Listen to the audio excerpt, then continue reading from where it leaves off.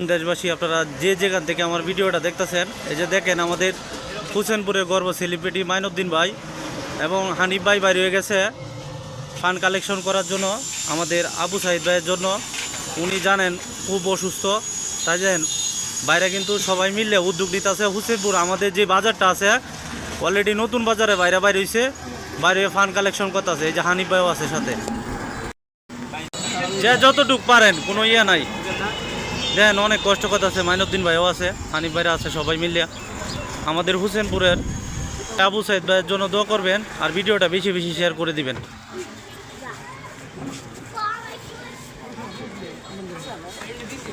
দেখেন আবু সাইদ ভাইয়ের জন্য। হানিফ ভাই কিছু বলবেন?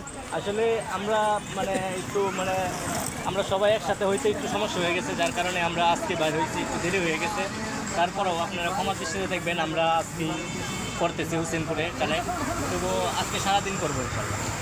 আমরা সারাদিন দেন করতেছি আর মাইনুদ্দিন ভাই আছে, অনেক চেষ্টা করতেছে, যে বাইরে আছে ভাই মাইনুদ্দিন ভাই। এই যে আসলে যে যেভাবে পারেন যার যে স্থান থেকে যেরকম সহযোগিতা পারেন এরকম সহযোগিতার হাত বাড়িয়ে দিবেন। আমরা কিন্তু ইতিমধ্যে অনেকগুলো ভিডিও আপলোড করেছি, সকলের কাছে দোয়া চাই সাহিদ ভাইয়ের জন্য।